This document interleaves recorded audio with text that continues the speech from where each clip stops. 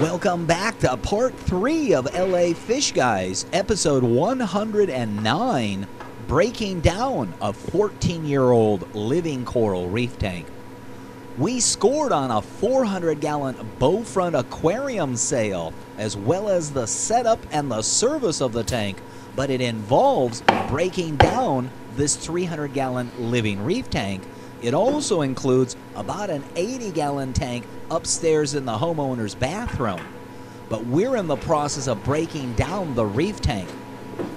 We methodically planned it out. We started by extracting some undisturbed clean water from the system so that we could pull the living corals out of the tank first. Once all the corals and invertebrates were out of the tank, we then began to remove the living rock. Because this tank has been running for so long, calcareous algae and various sponges basically glued the reef together, and we had to pull out the pieces. Some of them we had to break out. We've got to the point where we have all the living corals and live rock out of the system. We've drained most of the water and collected most of the fish. We're now in the process of trying to collect some of the remaining stragglers, such as the diamondback goby and the algae blenny. And now, with all the living creatures removed from the aquarium, the only thing that remains is a 1-inch layer of sand and sludge. It's now time to get out one of the 3 favorite gifts that I received way back when I started aquarium service. The owner of the store I worked in back in the mid-90s gave me these 3 items. One was my aquarium cleaning magnets, which I've used quite often for many years since. Another was a pair of tongs that allowed me to reach into an aquarium and extract items off the bottom. The third, believe it or not, was a simple scoop. It was originally used for collecting bird seed and pelleted foods, but I used it now for scooping up the debris or the sand or the gravel at the bottom of the aquariums.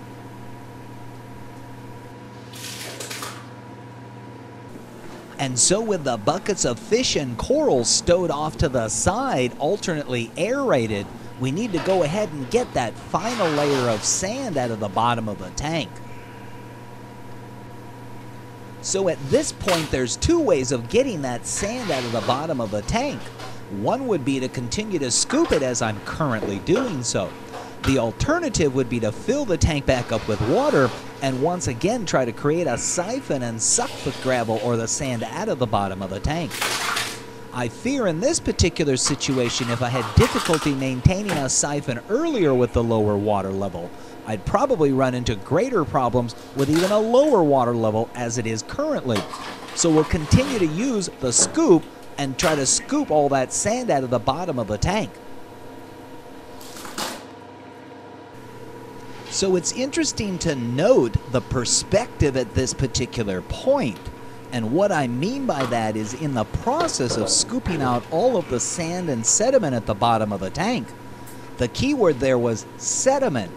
It's the waste that you get the big eyeball into, meaning this is the opportune time to see where all that debris collects. And it collects mostly down in the sand at the bottom of the tank. This is the sink. The nutrient sink, the area that nitrates and phosphates are locked up down inside the gravel, continually being broke down by bacterias, releasing it back into the system and creating that fertile environment that allows that favorite green algae called hair algae to flourish.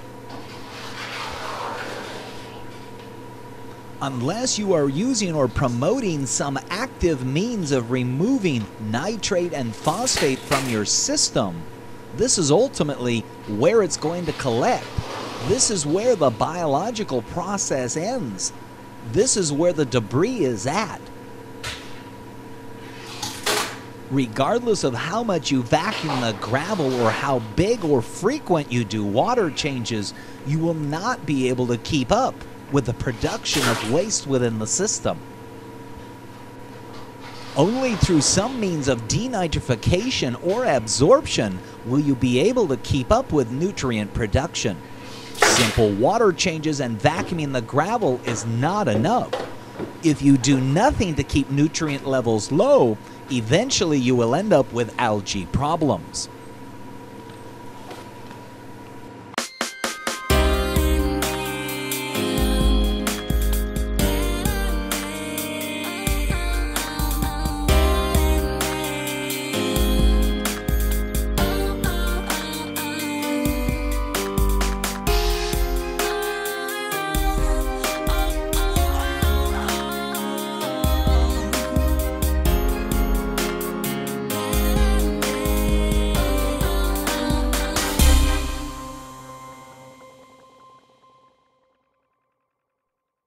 You heard the phrase biopellets, but really, what are biopellets and what will they do? But basically, what the biopellets are is they're a biodegradable polymer. The pellets, you put them in a reactor and they tumble in the reactor, and the bacteria grow on the surface of the biopellet and they consume the biopellet, and as part of their metabolic process, they also consume nitrate and phosphate right out of the water. After about 2 weeks, the biopellets were activated and the nitrate started to drop. And you can see when you open them on the top, there's your little instruction sheet, and that's what the pellets look like, oops, when they're dry. Biopellets and biopellet reactors are available through Reef Dynamics.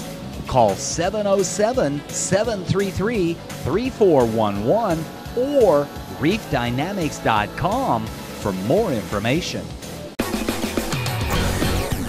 Are you ready for the Marine Aquarium Expo this coming March 31st through April 1st of 2012? This is the largest aquarium consumer trade show in North America and a destination spot for marine hobbyists. Held at the newly remodeled OC Fair and Event Center and featuring over 100 exhibitors, speakers, demonstrations, and a huge product raffle. There's even a fin zone for entertaining young hobbyists. That's the Marine Aquarium Expo at the Orange County Fairgrounds this coming March 31st through April 1st, 2012, Saturday 10 a.m. to 6 p.m., Sunday 11 a.m. to 5 p.m.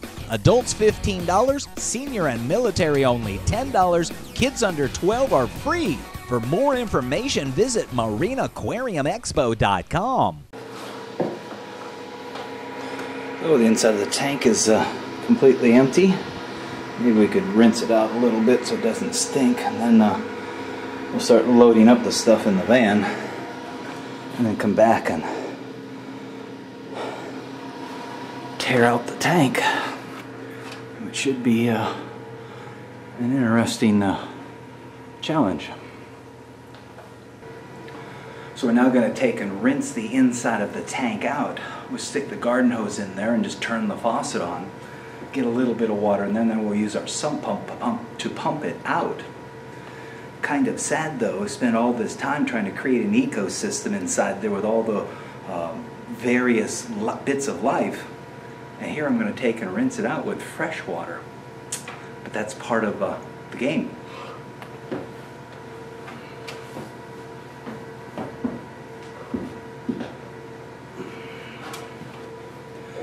The game being tearing down the tank and building a new, bigger, better one.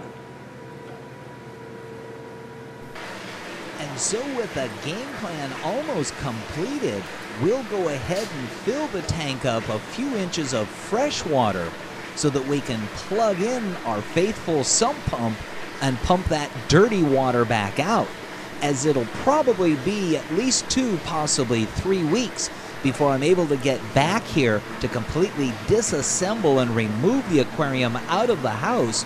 We don't want it being smelly during that particular time. To aid the sump pump on pumping out as much of that sediment as possible, we'll go in and use the garden hose to try to flush or stir up the remaining amount of sediment at the bottom of the tank. With that sediment suspended in the water, this will improve the odds that the sump pump will be able to pump most of that out itself.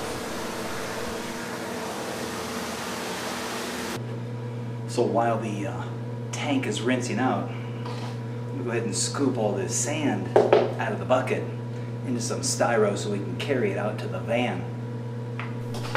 And here's some sad irony. What you spend good money for to buy the bagged version to pour into your tank that I just scooped out of this tank, I'll probably end up taking these styrofoam containers home, placing them in the driveway, and along with the live rock, probably just end up allowing it to dry out, as I have no need or further application or means of storing this at this time.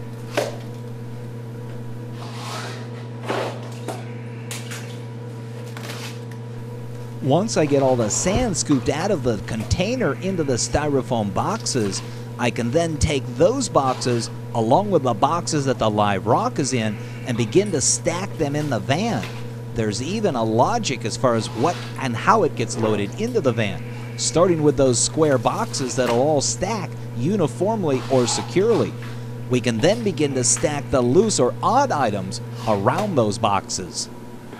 And we've got everybody sitting here waiting to be loaded up in the van. These will be the last ones in.